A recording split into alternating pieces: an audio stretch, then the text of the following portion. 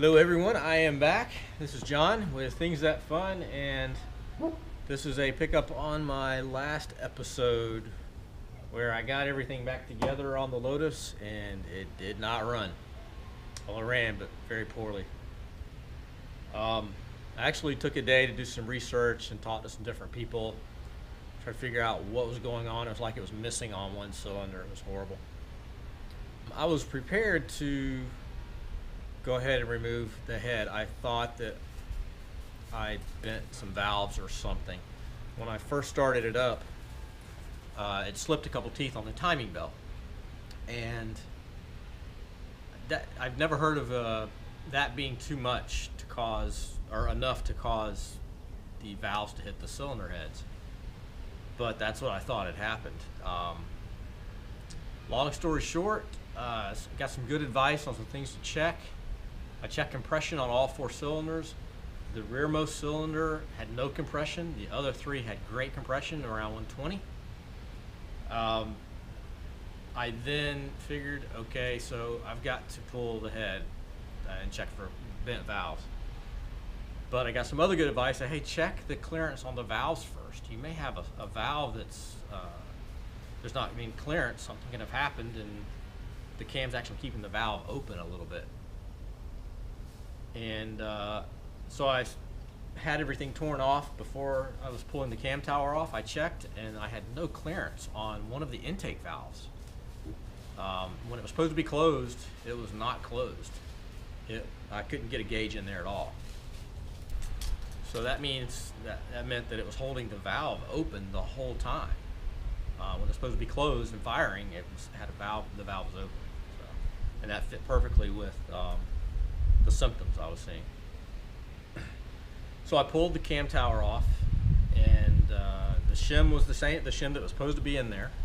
So I took that shim out and went with a smaller size one. It was a 113, so I put a 107 in. So I put it in, and I've got clearance again. It's too much, I have to readjust it, but it just didn't make sense. So I'm wondering if maybe there was some trash or some sealant got on top of the shim as I was putting it back together and caused this problem. There was none in it when I took it off that I could see. There were no marks of anything being messed up, so I don't know. Also, when I verified that, I actually hooked up a compression tester to that cylinder and put some pressure on it and rotated the crank until I heard no hissing at all, where all valves were closed, and checked the intake and the exhaust with a hose, a tube stuck down in there up in the other end of my ear. No hissing. So that's the best news, that apparently the valves are fine, so that wasn't a problem. Anyway, so I've got to pull the cam tower back off, try another shim, try to get the clearance right on that one cylinder, and then I'll put sealant back on it and put it back together and give it another shot. So hopefully, I know I have to take it off 2 more times, or 1 more time. Got to take it off now, put another shim in it, put it back on, test it. If that works, take it off and seal it and put it back on. The hardest part about all this is every time I do that, I have to take the cam belt off, loosen the tension on it, loosen it enough to get the cam tower off, and then when I put it back on to test it, I have to put the cam tower back on, or the camshaft back on, or the cam belt back on. It's kind of tedious, but you know, it's better than the alternative of having a bent valve or something. So I'm gonna get to it, and hopefully I can get this done in a couple hours.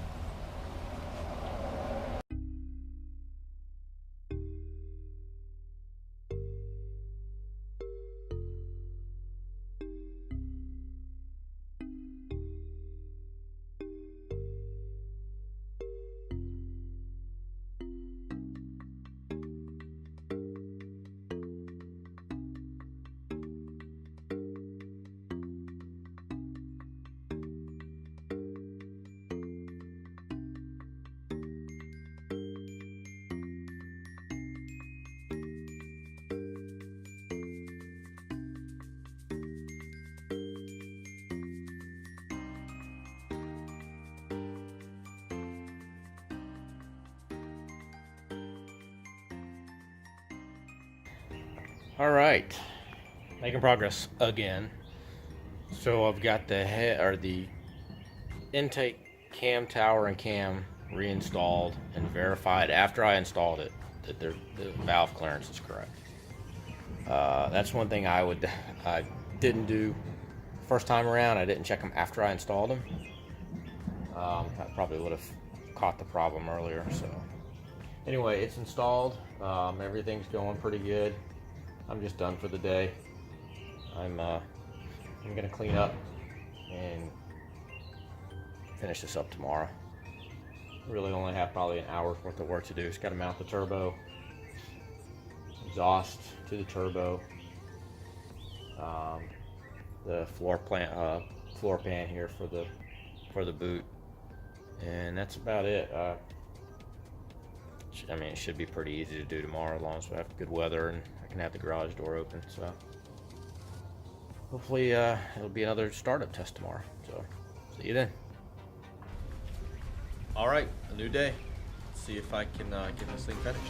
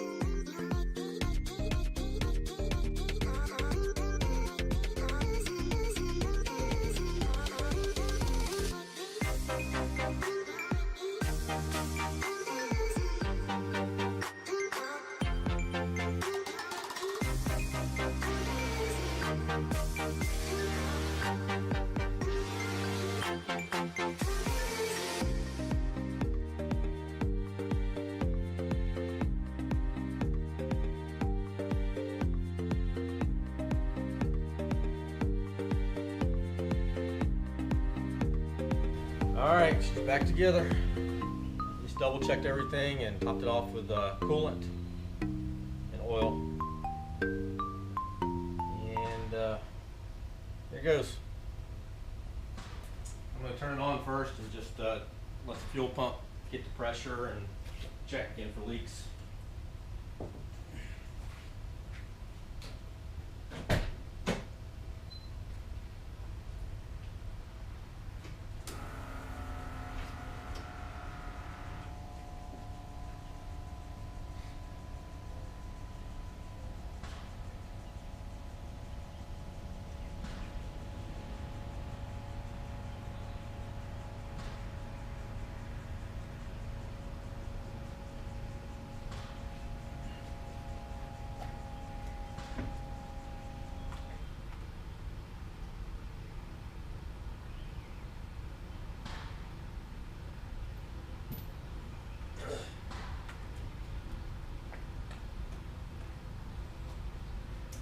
All right, seems good.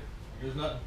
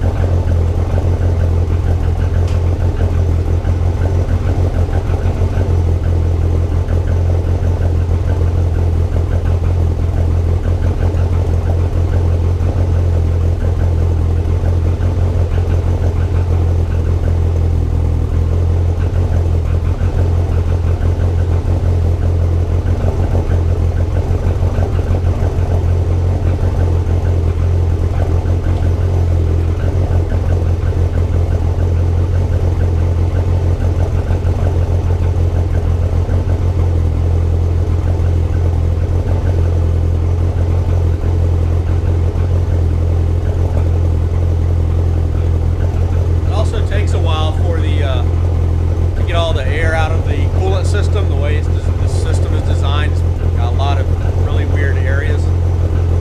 So I doubt I'll spend much time screwing around with that with just the water in it. I'll wait until I flush that out, and then I'll do that with the actual coolant.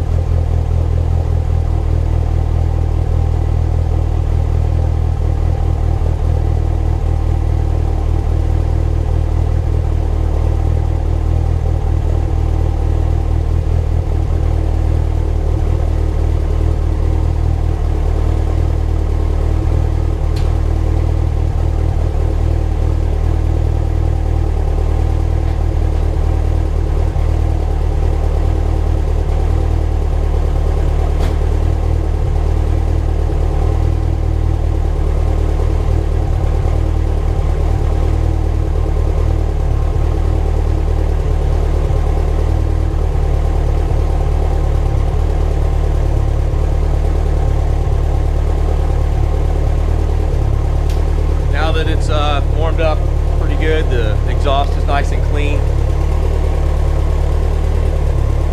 It concerned me a little bit because the blown head gasket had a lot of water vapor and a lot of steam, but these do that a lot when you first crank them up until they get up to temperature. So I'm just waiting on the oil and the residue to burn off of the exhaust and everything.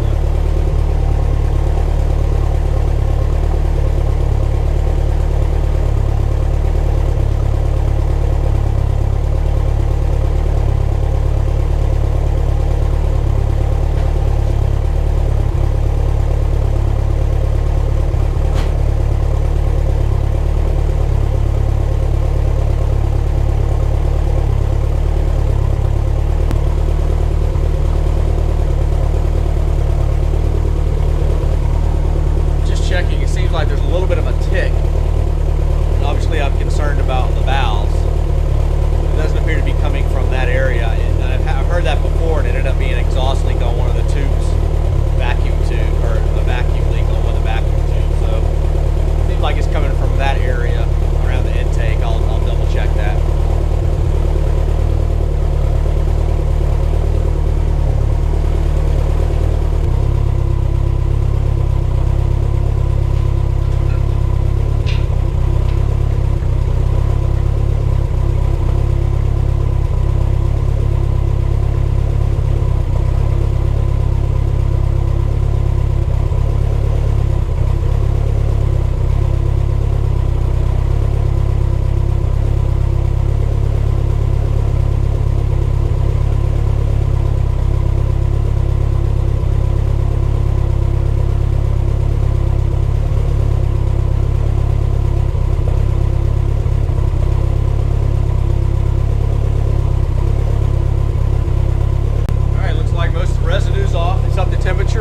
Thermostat came on, fans came on, so good oil pressure, oil temperature looks good.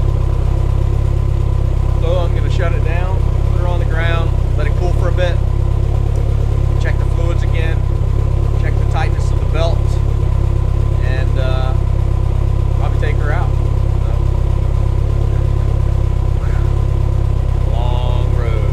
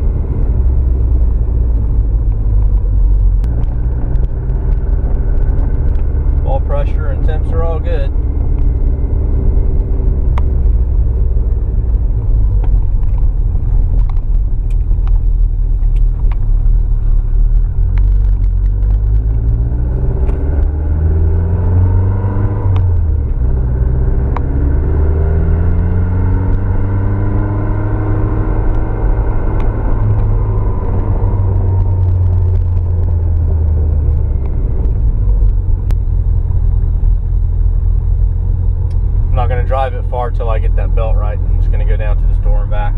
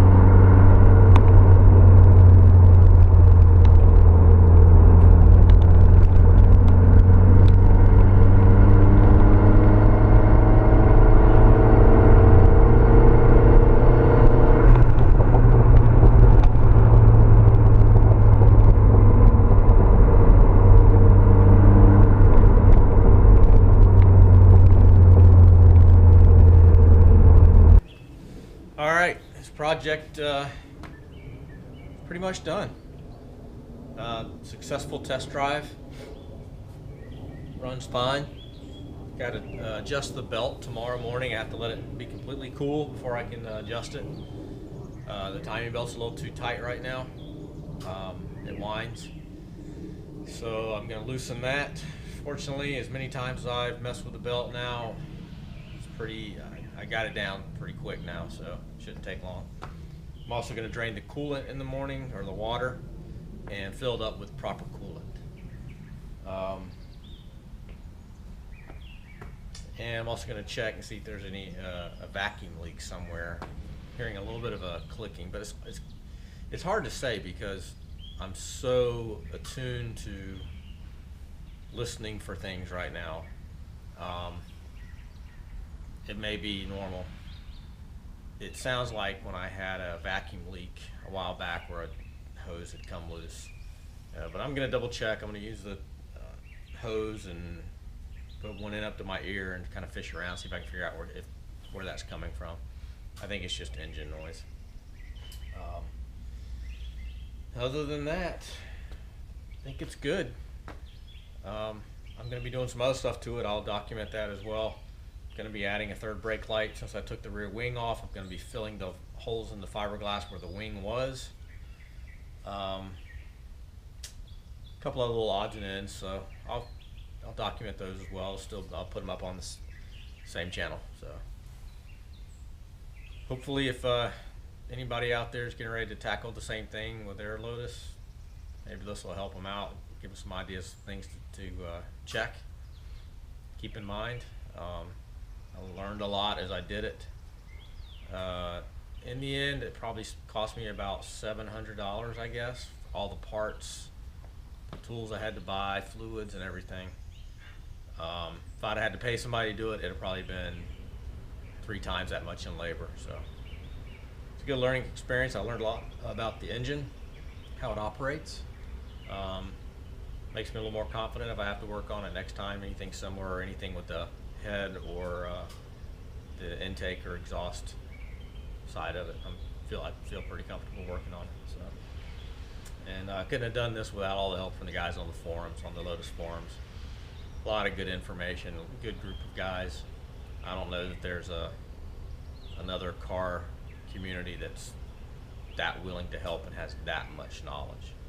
It's pretty amazing. So thanks to all you guys.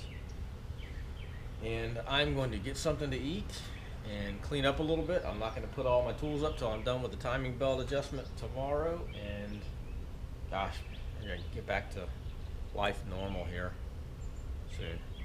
Got some nice weather coming up the next few days. I'm looking forward to taking my Esprit out and drive. Couple final thoughts. I know this might seem like blasphemy to the Lotus purist out there, but if this thing had a different timing system instead of a belt, used a chain or gears, and had adjustable valves, I guess like on some cars you have adjustable rocker arms where you can adjust them, that would have been so much better. I had to have the engine rebuilt once because the timing belt busted. And it's just crazy that a belt can go and cause you to spend 10 grand on rebuilding your engine. So anyway, you know, a lot of people say something along the lines of they'd rather spend their money on experiences than things. And you know, this Lotus isn't a hugely expensive car, but you know, it's not cheap either, especially to own and maintain. I don't see this as spending money on a material item because every time I take it out and drive, that experience is what I'm after. It's not about holding or just looking at it. I like the experience of driving it. That's why I'll probably always have this Lotus, if not some other similar Lotus, just because of the experience that it brings. Anyway, enough rambling. I'm going to eat and get cleaned up. See ya.